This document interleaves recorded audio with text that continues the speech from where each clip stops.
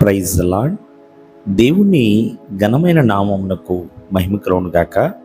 ప్రభు పేరట మీ అందరికీ హృదయపూర్వక వందనాలు. ఈ ఉదయకాలము దేవుని వాక్యాన్ని విందాం.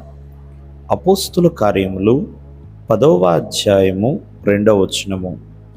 అతడు తన ఇంటి వారందరితో కూడా దేవుని యందు భయభక్తులు గలవాడై ఉండి ప్రజలకు బహుధర్మము చేయుచు ఎల్లప్పుడూ దేవునికి ప్రార్థన చేయువాడు.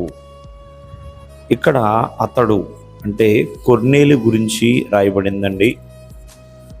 శతాధిపతి అయిన కొర్నేలి గురించి జాగ్రత్తగా ఆలకిస్తే మరి ఇతను ప్రియమైన వాళ్ళరా ఒక అధికారి, ఒక ఆఫీసర్.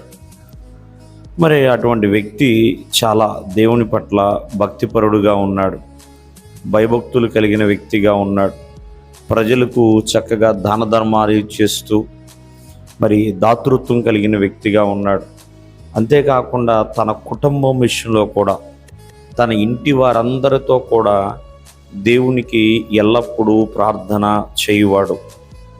ఈరోజున చాలామంది కుటుంబాలను విడిచిపెడుతూ ఉంటారు, ఎవరెట్లా ఉంటే నాకెందుకులే అన్నట్లుగా. కానీ ప్రియమైన వాళ్ళరా, కొర్నేలి మాత్రము తన కుటుంబంతో కలిసి దేవునికి ప్రార్థన చేస్తున్నాడు.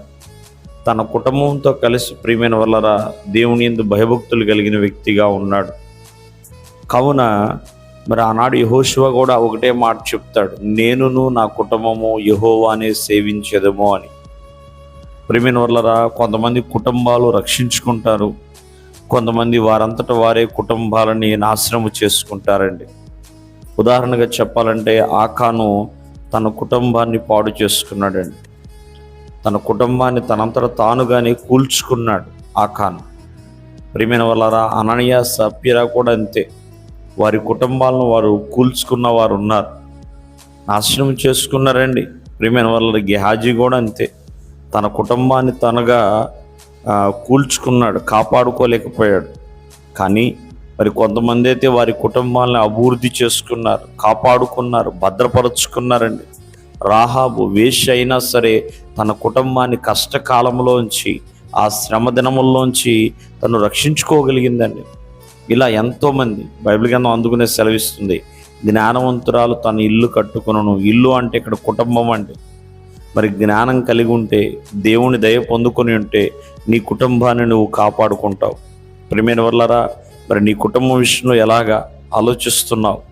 మరి కుటుంబంలో ప్రియమైన వాళ్ళరా ఒకటిగా, వన్ ఆఫ్ ది నెంబర్గా మనం ఉంటున్నాం. కావున ఆ కుటుంబంతో కలిసి మనం ముందుకు వెళ్ళాలి. ఆ కుటుంబం పట్ల భారం, బాధ్యత కలిగి ఉండాలి.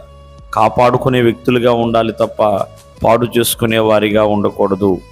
దేవుడు మిమ్మల్ని ఆశీర్వదించును గాక. ఆమేన్.